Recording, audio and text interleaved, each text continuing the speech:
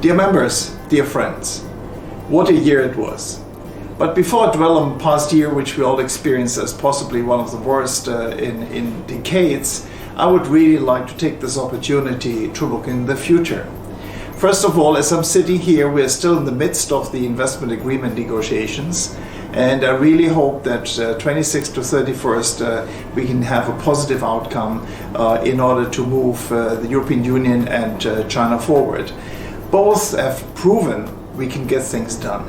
The geographic indication was signed in September. We made it a topic at our big meeting with the Vice Premier Hu, and it's a wonderful protection for Chinese products, 100 of them in the European Union, as well as 100 European products here in China. Something really that helps both economies. So next year, well, we start with a bang. On the 14th of January, I will launch the decoupling study. This will be a wake-up call for members as well as a reminder for European Union as well as China. Decoupling is really a bad idea, and we want to outline the dangers, in particular on the financial sector and the technical sector. That will be followed by March, NPC as usual. 14th five-year plan will be on the agenda, always a big one in order to look at it. Of course, the focus there is on dual circulation, self-sustainability to some extent, as well as innovation, and the Chamber will cover that prominently. Then we are working together with Tim Rühlig. He's a researcher from the Swedish Institute of International Affairs on a study on standards. Standards is vitally important to us, and our working group will chip in their recommendations. We will have the confidence survey data. I think we are ready to launch a massive paper on standards end of May. Then to be followed by our customary confidence survey. I guess that Charlotte Ruhl again will be our face and our voice in order to explain to the world what our members are thinking about. I hope that you really participate in January, February when the survey comes out.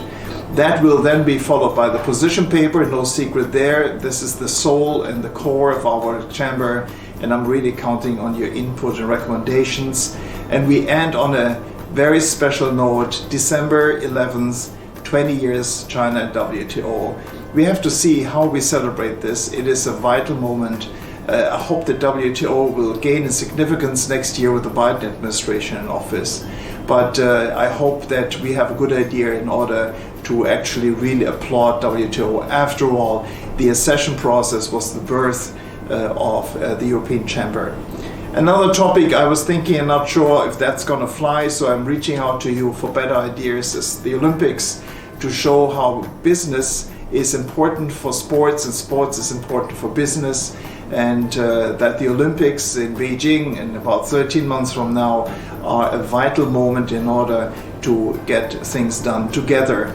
Sports is a nice symbol for us, level playing, same distance, no steroids, and so forth. So if you come up with something, please let me know. I want to finish here with an outlook on the economy. I guess 8% is going to be the GDP growth. It looks like a resounding comeback of China. I hope that COVID will be conquered across the world with vaccination. So in this spirit, I would really like to thank you for your contribution in this very difficult year. And I wish you a Merry Christmas and a Happy New Year.